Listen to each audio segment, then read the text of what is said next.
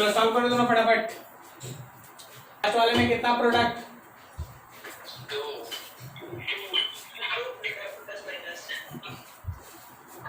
First वाले में बना होगा कुछ ऐसा, हम तुमको मैग्नेटिक के थ्रू ले जाते हैं। CH3 bond, C bond, double bond O और ये C2H5। अब इसके ऊपर Cn माइनस का अटैक हुआ। Cn माइनस अगर ऊपर से आया तो Cn ऊपर हो गया और बाकी तीनों नीचे हो गया। OH और अगर यही Cn नीचे से गया तो ये तीनों ग्रुप ऊपर हो गया और Cn नीचे, मतलब यहाँ दो प्रोडक्ट। इस केस में एक क्या बनाया तुम लोग?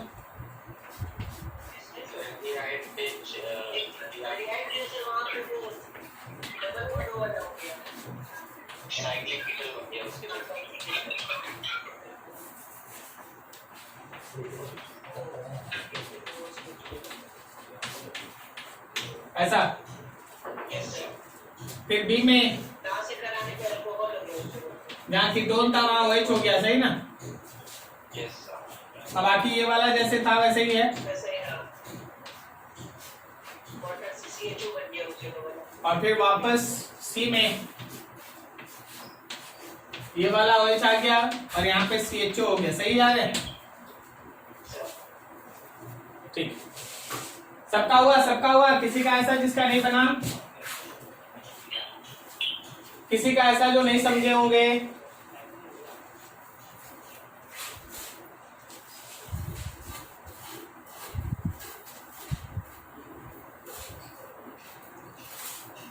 ठीक है,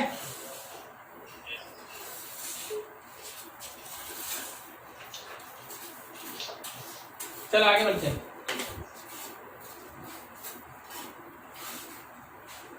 एक मिनट,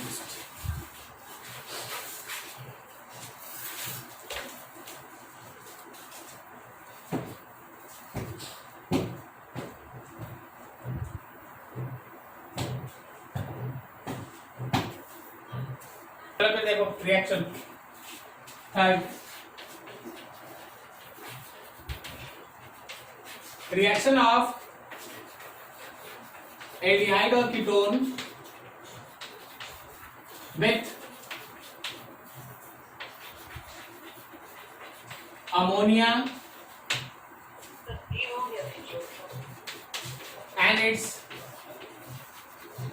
derivatives।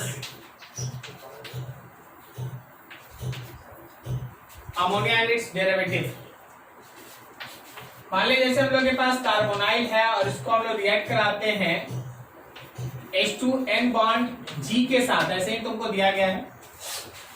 तो होता क्या है ना कि ये दोनों जो है वो आपस में कंबाइन करके निकल जाता है हाइड्रोजन, और आपके पास प्रोडक्ट के तौर पे मिलता है ये C डबल बॉन्ड N और G। अगर आप इस रिएक्शन का मैकेनिज्म देखेंगे तो मैकेनिज्म कुछ ऐसा है। H2N बॉन्ड G, ये पेयर ऑफ इलेक्ट्रॉन ऑक्सीजन की तरफ शिफ्ट हुआ तो नाइट्रोजन अपना पेयर ऑफ इलेक्ट्रॉन कार्बन को देता है। जब नाइट्रोजन अपना पेयर ऑफ इलेक्ट्रॉन कार्बन को देता है तो O पे माइनस, यहां पे नाइट्रोजन, नाइट्रोजन के साथ G है और दो को H है और नाइट्रोजन पे प्लस भी है। नाइट्रोजन अपने प्लस को हटाने के लिए हाइड्रोजन से पेयर ऑफ इलेक्ट्रॉन गेन कर लेता है और हाइड्रोजन होता है H+। वो H+ थोड़ा स्टेप्स शॉर्ट करते हैं, वो H+ O के साथ कंबाइन कर गया और तुम्हारे पास बन गया ऐसा कुछ, O के साथ H, नाइट्रोजन G और एक H। अब देख अगले स्टेप में क्या है कि फिर से एक H+ के साथ ऑक्सीजन अपना पेयर ऑफ इलेक्ट्रॉन डोनेट करता है। जब उस H+ को ऑक्सीजन अपना पेयर ऑफ इलेक्ट्रॉन डोनेट करता है तो यहां ऑक्सीजन के ऊपर आ जाता है प्लस, नाइट्रोजन G और H। देखिएगा हम 3-4 स्टेप एक साथ लिखते हैं, समझिएगा, नहीं तो 3-4 लाइन बढ़ाना होगा। Oxygen pair of electron gain किया तो कार्बन पे प्लस आया, तो नाइट्रोजन अपना पेयर ऑफ इलेक्ट्रॉन दे दिया, तो नाइट्रोजन पे प्लस आया, हाइड्रोजन से पेयर ऑफ इलेक्ट्रॉन ले लिया, मतलब ये पहला होगा, ये उसके बाद दूसरा नंबर का है, ये तीसरा नंबर का, 3 स्टेप एक साथ हो गया। और मेरे पास जो बना वो ऐसा है,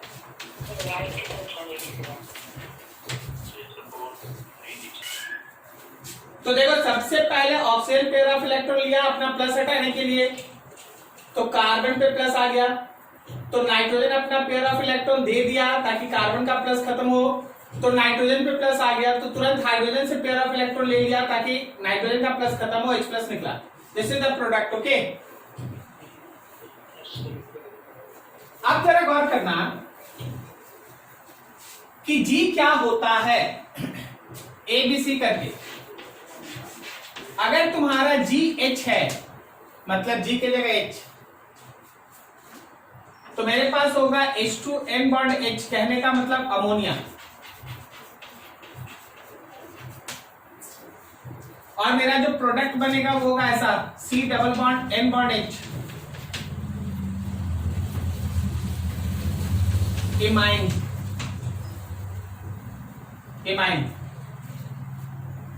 अगर तुम्हारा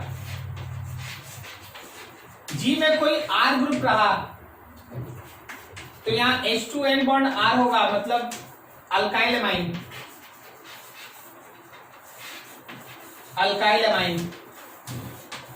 तो जो तुम्हारा बनेगा प्रोडक्ट वो होगा C डबल बॉन्ड N के साथ R, नाम है इसका अल्काइल इमीन। स्पेलिंग ठीक कर लीजिएगा, देख के लिखिए। अल्काइल इमीन का दूसरा नाम है स्किप बेस, इसको हम लोग स्किप बेस भी कहते हैं, कॉमन नेम ध्यान रखो। अब अगर मान लो उस G के जगह होता OH, तो होता H2N bond OH, hydroxyl amine,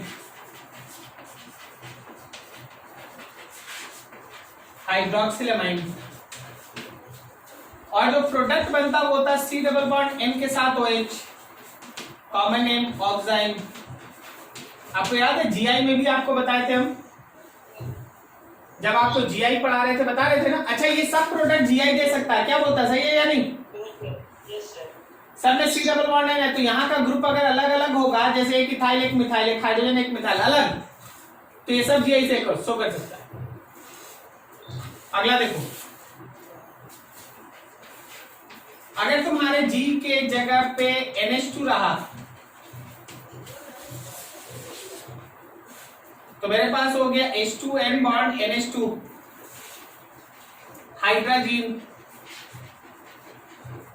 hydrazine, और जो प्रोडक्ट बना वो C double bond N bond NH2, hydrazone.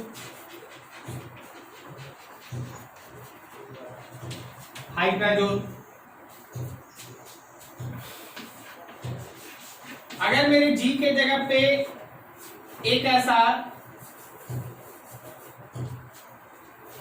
Bond N bond H और उसके बाद एक फिनाइल ग्रुप रहा, तो जो बना वो है H2N बॉन्ड N के साथ एक H रहेगा और एक फिनाइल ग्रुप रहेगा, नाम है इसका फिनाइल हाइड्रोजीन।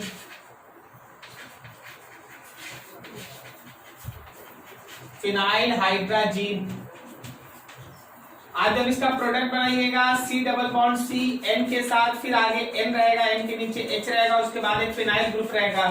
नाम बोलो जी, नाम बोलो। Phenyl hydrazone.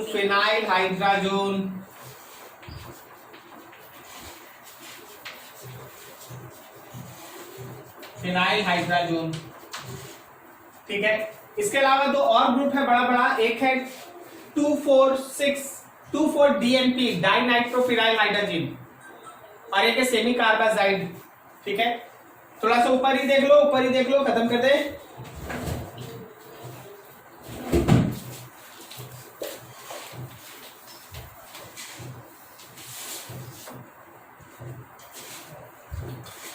मान लो F में जो जो G है वो होता बॉन्ड N के साथ H, दिख रहा है ना सबको? 2 पे नाइट्रो, इसके रिस्पेक्ट में 2 और 4 पे नाइट्रो, ठीक है। तो आपके पास यहां बनता H2N बॉन्ड N के साथ H, यहां पे नाइट्रो, ये नाइट्रो, नाम है इसका 2,4 डाई नाइट्रो फिनाइल हाइड्रोजीन। आप प्रोडक्ट बनाएंगे वो ऐसा होगा, bond C double bond N के साथ H, और फिर उसके बाद ये पूरा का पूरा यहाँ पे नाइट्रो ग्रुप, फिर यहाँ भी नाइट्रो ग्रुप, और इसका नाम होता है 2,4 डाई नाइट्रो फिनाइल हाइड्रोजोन। क्या सही है? 2,4 डाई नाइट्रो फिनाइल हाइड्रोजोन, यहाँ पे लिखेगा हाइड्रोजोन 2-DNP हाइड्रोजोन। इसके अलावा एक सेमी कार्बाजाइड है, जगह नहीं है, आप लोग नोट कर लीजिए फिर लिख देंगे, ठीक है, अच्छे से समझ के। इस मैकेनिज्म में ध्यान रखना कि नाइट्रोजन को अपना पेयर ऑफ इलेक्ट्रॉन इस कार्बन को देना पड़ता है, तब रिएक्शन होता है। क्या इस लाइन को समझ में आ रहा है सबको? नाइट्रोजन को अपना ये पेयर ऑफ इलेक्ट्रॉन इस कार्बन को देना पड़ता है, तब रिएक्शन होता है।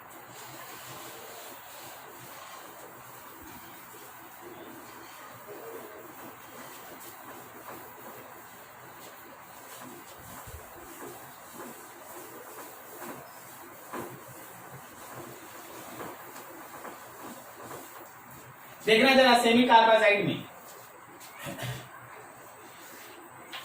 अगर तुम्हारा G होगा bond N bond H bond C double bond O bond NH2,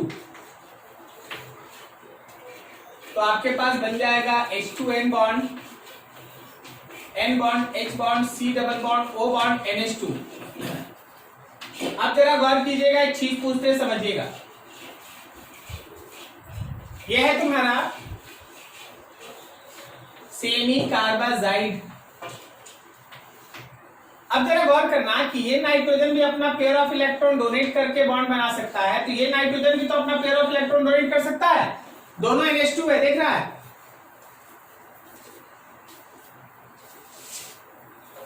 अरे बोलो बोलो, तो बता किधर से बॉन्ड बनेगा, लेफ्ट से कि राइट से? लेफ्ट से। क्यों लेफ्ट से ही बनेगा? सर क्योंकि जो ऑक्सीजन है वो उसको मतलब बॉन्ड बना के रखे रहेगा राइट वाला से। राइट वाले में ये वाला टेंडेंसी कम होगा और उसके जगह पे नाइट्रोजन अपना पेयर ऑफ इलेक्ट्रॉन यहाँ रेजोनेंस में रखेगा, ये ज्यादा होगा। यस सर, रेजोनेंस ज्यादा होगा, और इसमें ये वाला टेंडेंसी ही सब होगा, कारण बगल में रेजोनेंस नहीं है, कंजुगेटेड सिस्टम नहीं है। क्या समझा सब कोई? Yes sir. तो यही नाइट्रोजन है जो बॉन्ड बनाएगा, फिर से हम लोग हाइड्रोजन निकाल देंगे, तो तुम्हारे पास जो प्रोडक्ट बनेगा वो ऐसा होगा, N बॉन्ड N के साथ H bond C double bond O bond NH2, this is semicarbazone, semicarbazide का सेमी कार्बाजोन, ठीक है ना। तो एक कॉन्सेप्चुअल क्वेश्चन तुमसे पूछा जाता है कि सेमी कार्बाजाइड में दोनों नाइट्रोजन में से केवल एक साइड का ही नाइट्रोजन जो है वो अटैक करता है, दूसरा इस तरह का रिएक्शन में हिस्सा नहीं लेता। तो उसके पीछे का रीजन है कि इसका नाइट्रोजन का इलेक्ट्रॉन पेयर जो रेजोनेंस में रहता है।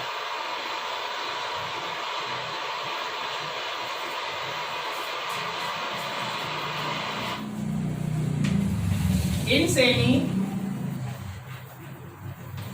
कार्बाजाइड, इसको मान लो हम लोग कह देते हैं A और इसको मान लो कह देते हैं B। Electron pair of A group is involved in resonance, so its attack decreases,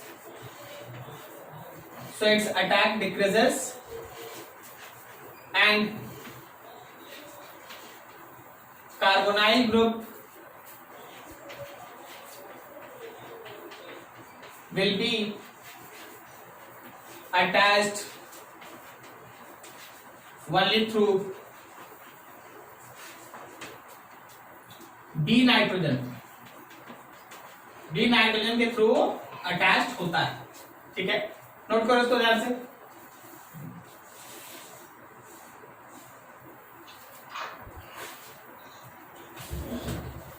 चलो अगला सेक्शन,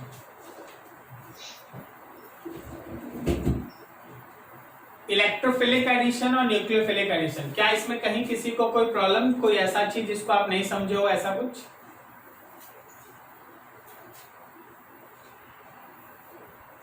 बोलो जी। सर एक तो सीन और एंटी कभी-कभी कंफ्यूज हो जाते हैं थोड़ा। तुमको क्या कंफ्यूजन होता है सीन और एंटी में? मतलब याद नहीं रहता है। अच्छा, याद का क्यों नहीं रहता है, बता थोड़ा। सीन मतलब जानता है क्या? सीन मतलब सिमेट्रिकल, अभी देखना कितना याद है। एंटी मतलब उल्टा। ओके, तो सीन में दोनों ग्रुप्स किधर रहेगा? अपोजिट। सिमेट्रिकल तो अपोजिट है ना। तुम उल्टा। अच्छा हाँ ठीक है, एंटी मतलब उल्टा। हाँ ठीक है, यस सर समझ गए। नहीं, हम फिर समझे। ठीक है सर।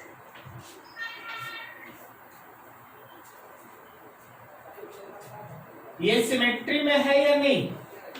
है सर। और ये उल्टा है या नहीं? हाँ है सर। उल्टा वाले को क्या कहेगा? एंटी। और एक तरफ रहने वाले को क्या कहेगा? सी। ठीक है सर। और इससे हार्ड कोई चीज और किसी का कंफ्यूजन बहुत हार्ड वाला? नहीं सर, हार्ड कंफ्यूजन नहीं है।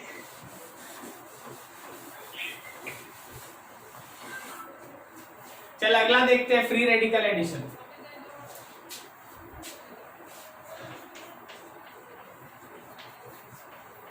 Concept of free radical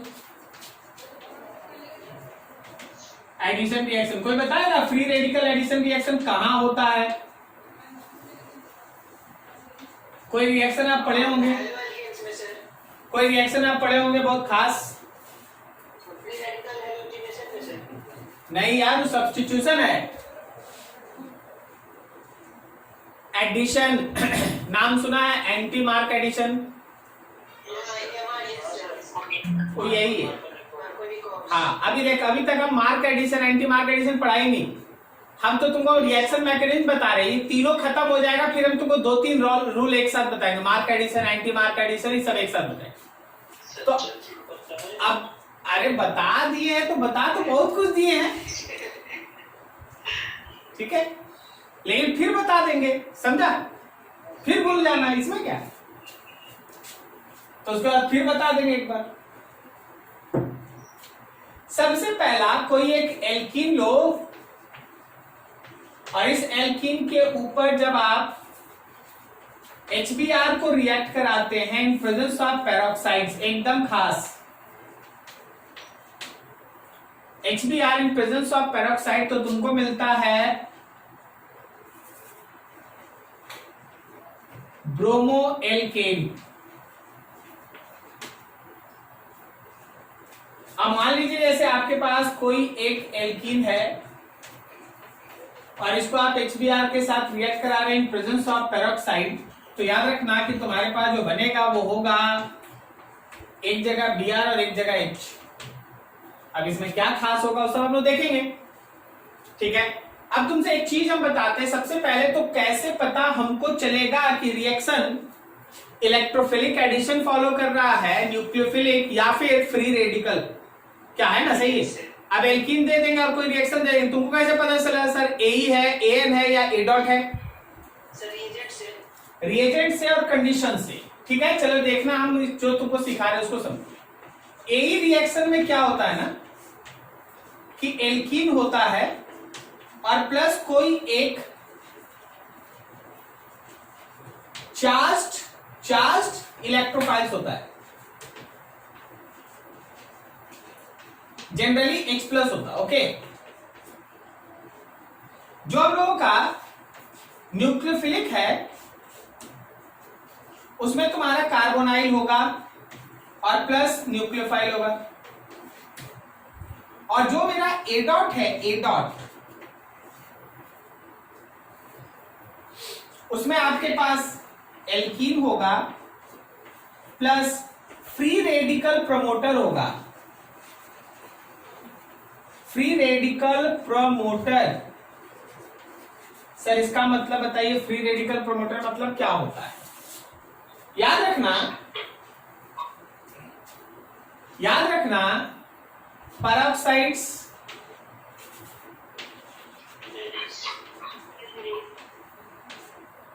peroxide, sunlight, ठीक है, ultraviolet light, photon, high temperature are free radical promoters. ये सब फ्री रेडिकल प्रोमोटर्स है।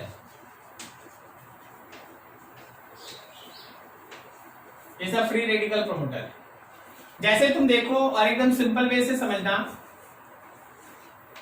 अगर हम इसको केवल HBr के साथ रिएक्ट करा दें तो ये ए रिएक्शन है, और अगर हम इसको HBr in presence of peroxide H2O2 के साथ रिएक्ट करा दें तो ध्यान रखना ये ए डॉट रिएक्शन है। समझे क्या?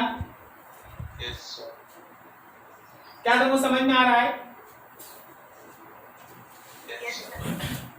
तो ये तरीका है पता करने का कि कैसे रिएक्शन है ना किसके थ्रू प्रोसीड करेगा।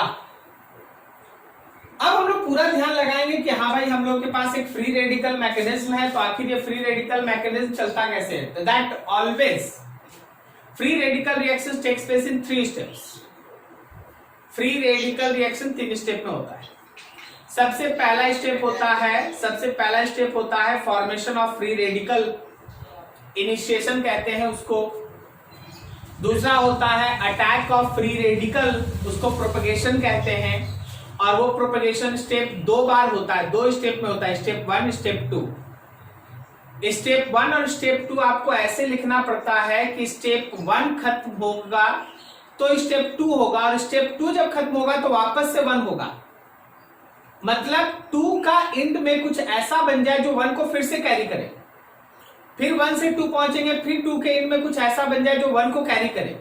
मतलब they should be repeat itself again and again. वो अपने आप को ही बार बार 1 और 2 1 और 2 1 और 2 1 और 2 अपने आप को रिपीट करना चाहिए। तो प्रोपगेशन जब लिखिएगा ध्यान रखिएगा। और थर्ड होता है टर्मिनेशन।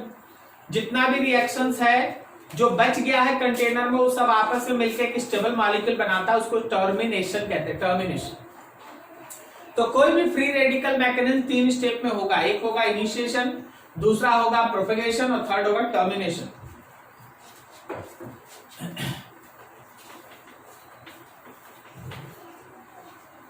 फ्री रेडिकल मैकेनिज्म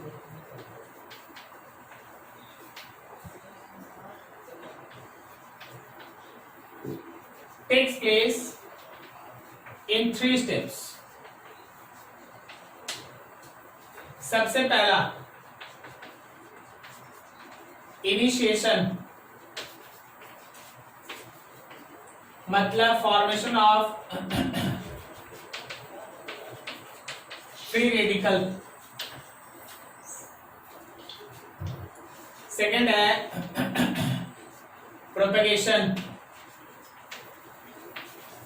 मतलब अटैक ऑफ फ्री रेडिकल। और थर्ड है termination, end of reaction. Reaction को खत्म करना। फ्री रेडिकल्स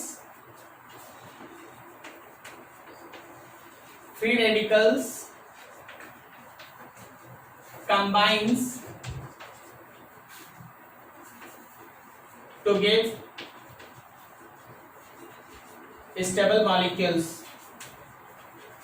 फ्री रेडिकल्स आपस में कंबाइन करके स्टेबल मॉलिक्यूल दे देता है। ठीक है, अभी तुम बोर्ड पे लिखा हुआ हर एक चीज को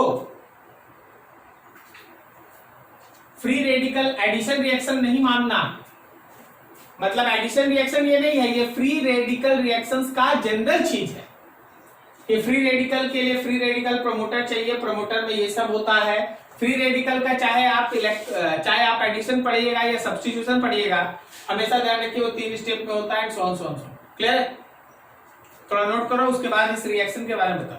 नोट करो अच्छे से। मैकेनिज्म ऑफ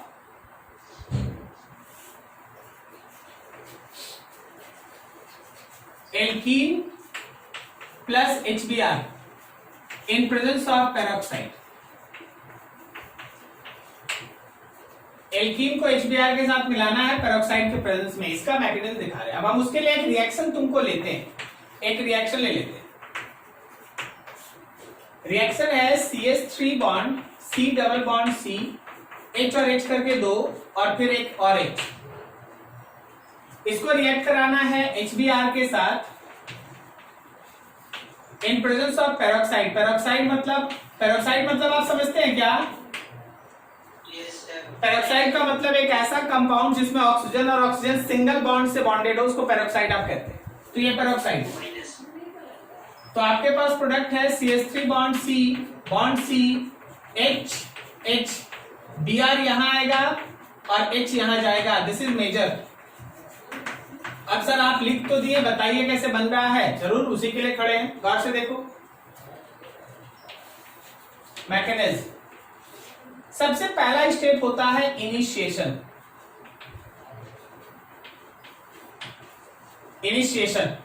इनिशिएशन में क्या है कि जरा गौर करना, तुम्हारे पास है पेरोक्साइड और आपके पास है पेरोक्साइड के प्रेजेंस में होता क्या है कि ये 2 इलेक्ट्रॉन दोनों तरफ ऑक्सीजन होने से एक एक इलेक्ट्रॉन ऑक्सीजन लेके बाहर, और तुम्हारे पास बनता है 2 आरओ डॉट। जब आप इस आरओ डॉट को HBr के साथ कंबाइन कराइएगा। अब एक चीज ध्यान रखिए, देखिएगा बहुत ध्यान से, इंटरेस्टिंग।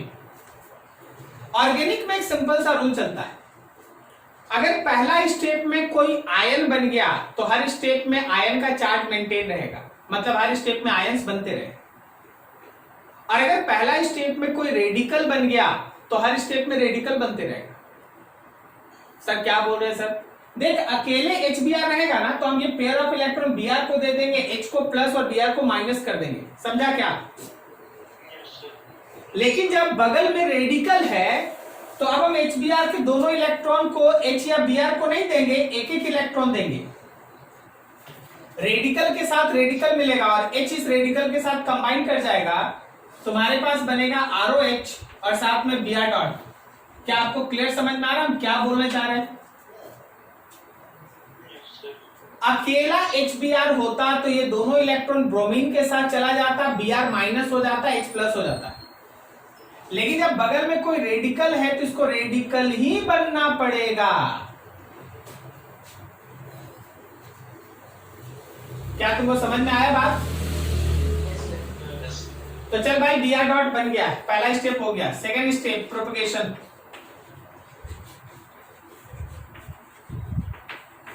प्रोपगेशन में भी 2 स्टेप है। प्रोपगेशन का ए देखो, CH3 bond C double bond C, H और H और यहां पे H। अब देख मेरे पास कौन मौजूद है, तो मेरे पास मौजूद है Br डॉट रेडिकल। देख अभी तक तुम लोग क्या करता था, अभी तक मैं ये दोनों इलेक्ट्रॉन C को दे देता, सही है ना? लेकिन रेडिकल है ना, तो 2 में से एक इलेक्ट्रॉन इस C को, एक इलेक्ट्रॉन इस C को। अब Br के पास चॉइस हो गया। Br बोला चल भाई हम यहां भी रिएक्ट करा सकते हैं और यहां भी कर सकते हैं, क्या सही है ना? इसको A नाम ले रहे, इसको B नाम ले, यहां पे बंद कर देते, इसको A इसको B। अगर Br A से अटैक करता, अगर Br A से अटैक करता है तो ये डॉट बच जाएगा। और अगर Br B से अटैक करता है, अगर Br B से अटैक करता है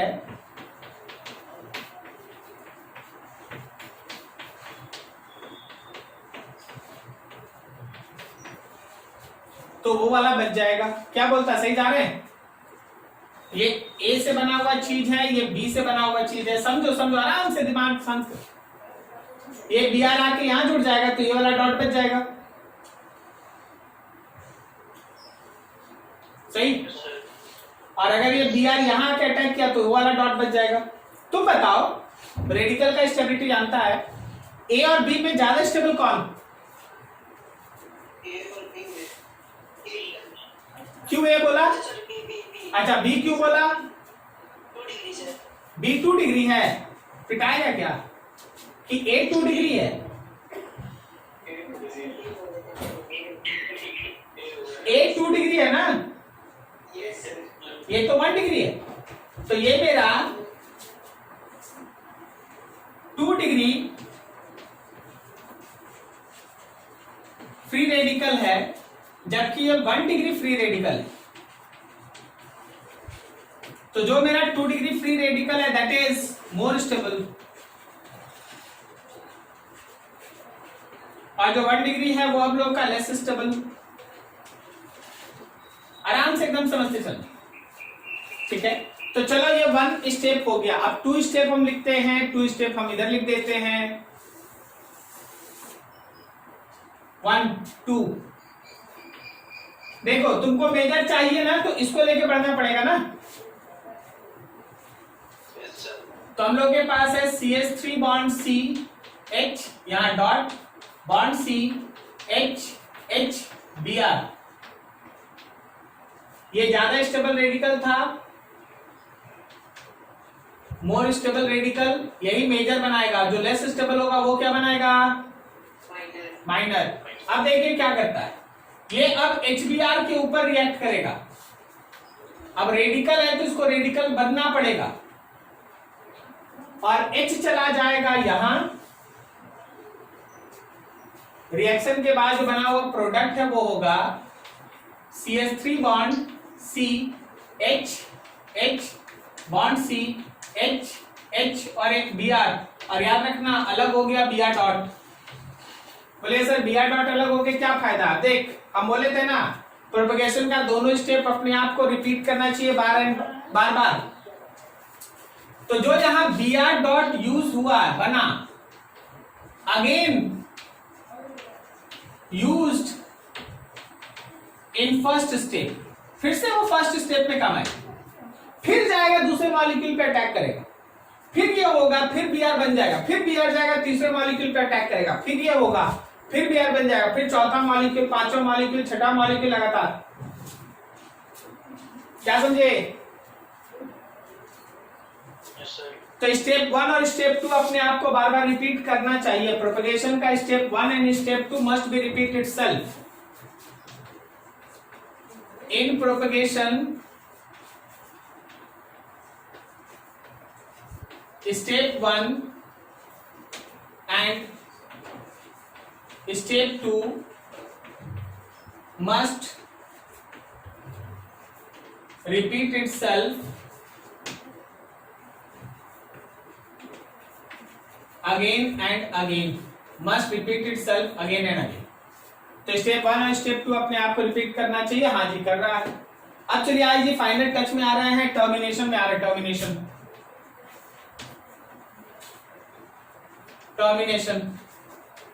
टर्मिनेशन का गुणागणित कुछ ज्यादा बड़ा नहीं। टर्मिनेशन का गुणागणित यह है कि अगर रिएक्शन के दौरान कोई रेडिकल बच गया तो उसको आपस में जोड़ के प्रोडक्ट बना दो। कौन कौन रेडिकल बच सकता है जो तुमको सोचना सोच लो। मान लो कोई बोला सर Br डॉट करके 2 को बच गया सर, तो चल भाई 2 Br डॉट को मिला ले, Br2 बना ले। आरओ डॉट नहीं बचेगा, ये कैटलिस्ट है। ये अगर 10 kg है, 10 kg है तो ये 10 ग्राम है भाई। अच्छा। कैटलिस्ट रिएक्शन में रिएक्टेंट और प्रोडक्ट के बराबर डाल देता क्या? नहीं सर। तो इसका काम केवल रिएक्शन को स्टार्ट करना होता है। तुम देखो क्या बार बार हम लोग Br डॉट उससे बना रहे हैं क्या? नहीं, Br डॉट हम यहीं से बना के यूज कर ले रहे हैं। क्या तुम समझ पा रहे बात को? ठीक है, तो अब मान लो Br डॉट है, बचा है। कोई बोला नहीं सर ये वाला 2 को बच गया, चल भाई कोई बात नहीं, हम केवल कार्बन लिख देते हैं। अगर वो वाला बच गया तो ऐसा ऐसा दो मॉलिक्यूल को जोड़ दो, ऐसा ऐसा दो को डॉट को जोड़ दो आपस में, और दो को डॉट को जोड़ोगे तो देखो क्या बनता है। जोड़ रहे हैं C बॉन्ड C, नीचे में CH2Br, ये आ गया CH2Br, और फिर अगला C बॉन्ड C, नीचे में CH2Br, यही होगा ना, दो को डॉट मिल जाएगा। क्या समझ में आ रहा हो प्रोडक्ट? तो कोई भी अगर रेडिकल बच गया है तो उसको आपस में मिला के, दो को आपस में मिला के प्रोडक्ट बना देते। This is termination. Is this clear? थोड़ा नोट करो बढ़िया से, समय दो, नोट करो, फिर और आगे इसमें बहुत सारे रिएक्शन से दिखाते हैं।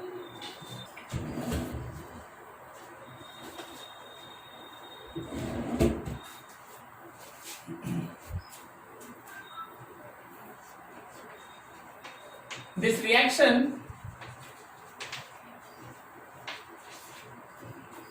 is only shown by HBr with alkene.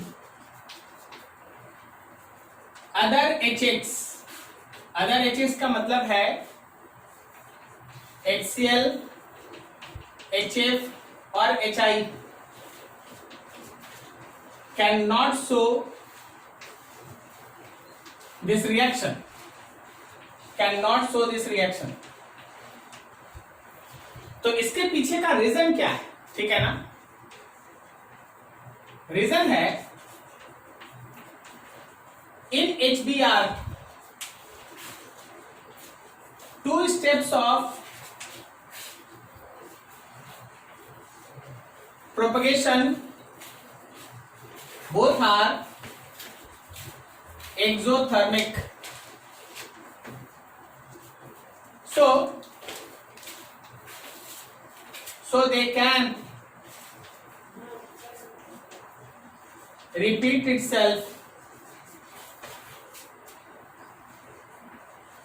again and again, so they can repeat itself again and again। ठीक है, तो HBr के केस में जो दोनों स्टेप प्रोपगेशन के अंदर है वो दोनों अपने आप को बार बार रिपीट कर लेता है एक्सोथर्मिक होने की वजह से। ठीक है, अब दूसरा इंपॉर्टेंट चीज है रिएक्शन को समझना। अगला देखो, जब हम लोग एल्कीन के केस में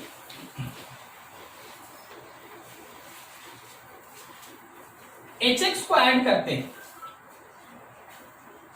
तो याद रखना ये इलेक्ट्रोफिलिक एडिशन है, और जो प्रोडक्ट होता है वो होता है more stable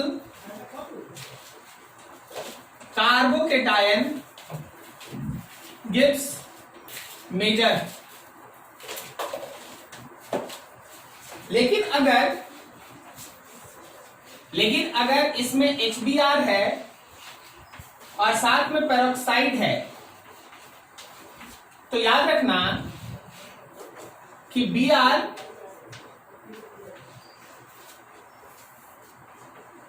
goes to that carbon of C double bond C on which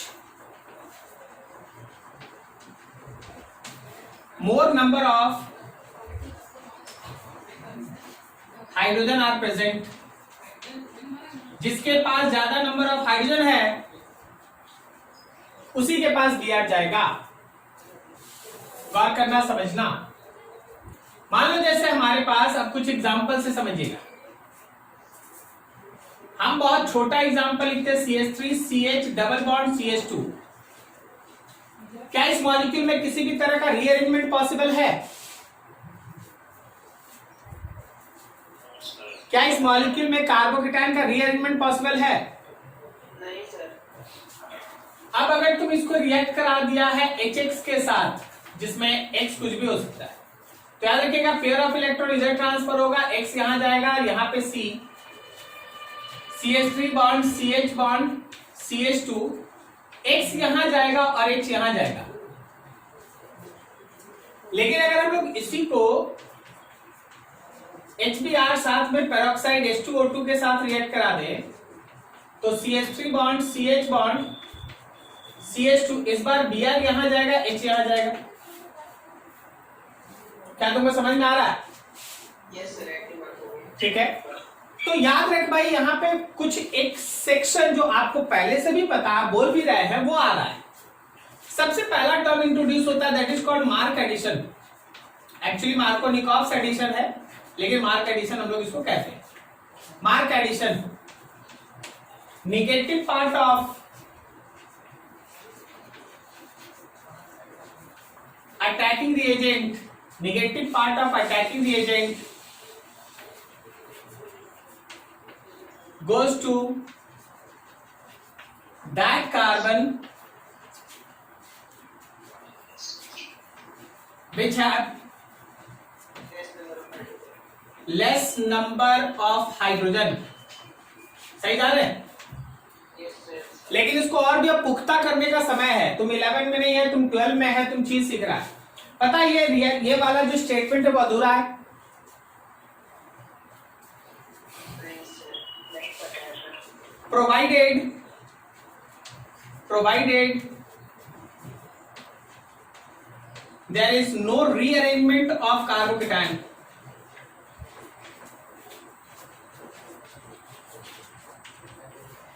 carbocation का रीअरेंजमेंट नहीं होना चाहिए, क्योंकि अगर रीअरेंजमेंट होगा तो मेजर का डिसीजन तो मोर स्टेबल कार्बोकेटाइन ही लेगा। क्या तुम समझा?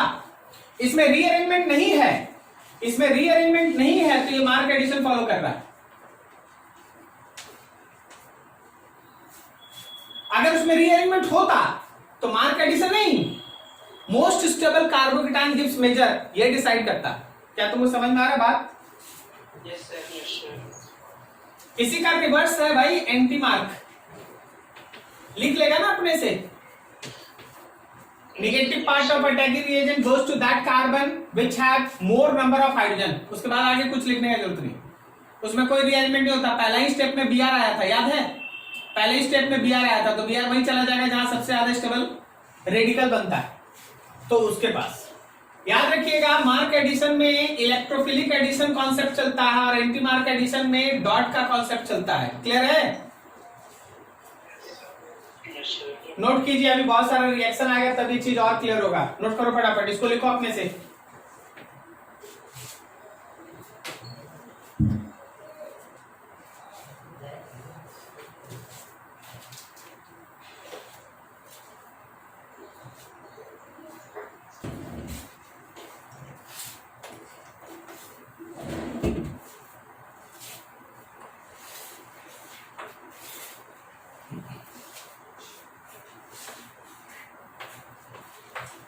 क्या इस मॉलिक्यूल में रीअरेंजमेंट पॉसिबल है?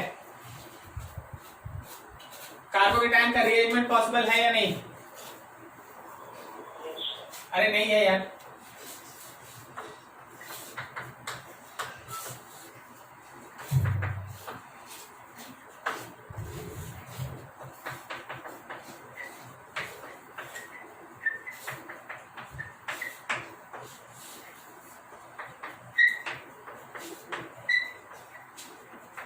कहां से पॉसिबल होगा? एक बार में 3 डिग्री बन जाएगा, हो गया। अब देख HCl, इस कार्बन के पास कितना हाइड्रोजन है? 0। और इसके पास 1। तो याद रखना कि यहां मार्क एडिशन फॉलो होगा और Cl minus goes to that carbon which have less number of hydrogen, और हाइड्रोजन यहां गया। इस केस में भी मार्क एडिशन फॉलो होगा, Br यहां, H यहां। इस केस में क्या फॉलो होगा? एंटी मार्क पेरोक्साइड है, तो Br यहां और H यहां। इस केस में क्या फॉलो होगा? रिएक्शन नहीं हो पाएगा। Mark addition.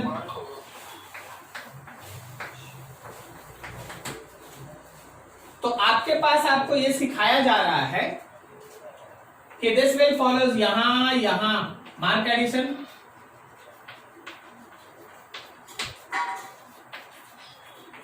Anti mark, mark. कारण था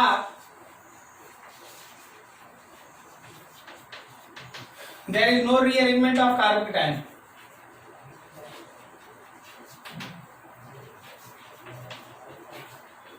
कार्बोकेटायन का कोई रीअरेंजमेंट नहीं हुआ। अब अगला मॉलिक्यूल देखो,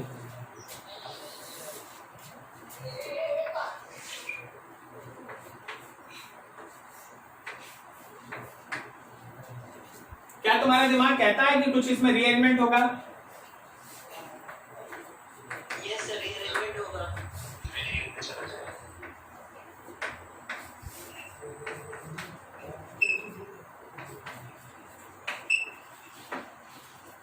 तो इसमें रीअरेंजमेंट पॉसिबल है, तो इसमें क्या क्या प्रोडक्ट बन सकता है हम सब लिखा है। एक प्रोडक्ट में Cl यहां आएगा, फिर एक प्रोडक्ट में Cl यहां भी आ सकता है, सही है। और फिर एक प्रोडक्ट में तो ऐसा होगा कि Cl यहां आएगा। क्या बोलता, सही जा रहा है? तो ये है ना मेजर रिंग एक्सपेंशन। इस बार भी वही होगा, यहां पे आएगा Br, यहां पे आ जाएगा Br, यहां पे आएगा Br, ये होगा मेजर। और इधर क्या होगा? कोई रीअरेंजमेंट नहीं।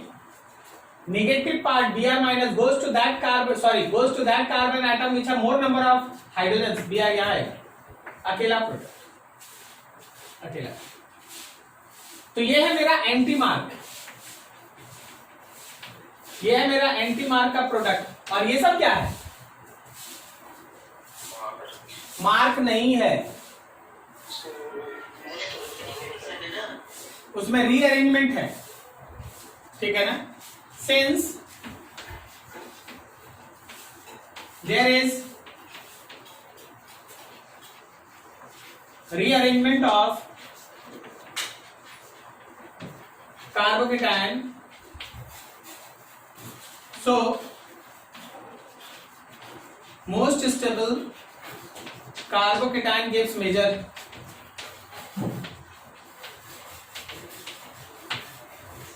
अगर आप मार्कोनिकॉव्स एडिशन एनसीईआरटी से बाहर पढ़िएगा ना, तो आपको ये चीज ज्यादा अच्छा समझ में आएगा। एनसीईआरटी से बाहर कोई साइड बुक पढ़ेंगे, फॉरेन लैंग्वेज का बुक पढ़ेंगे, तो उस केस में आपको नाम मिलेगा कि मार्क एडिशन में एक्चुअली इलेक्ट्रोफिलिक एडिशन होता है and most stable carbocation will give major product. वहां पे ये नहीं बोला कि नेगेटिव पार्ट वहां जाएगा जहां लेस नंबर ऑफ हाइड्रोजन होगा एंड सो ऑन। वो बोला कि जो मोस्ट स्टेबल कार्बोकेटायन है that will give major product. लेकिन आपके एनसीईआरटी में लाइन नहीं है, इसलिए आप लिखिएगा, प्रॉब्लम में फंस जाइएगा। उससे अच्छा है कि जो है वही पढ़िए। There is rearrangement of carbocation, so most stable carbocation gives major in above two reactions. ऊपर वाला दोनों रिएक्शन में यही। क्या तुमको ये बात समझ में आ रहा है जो हो रहा है अभी बोर्ड पे?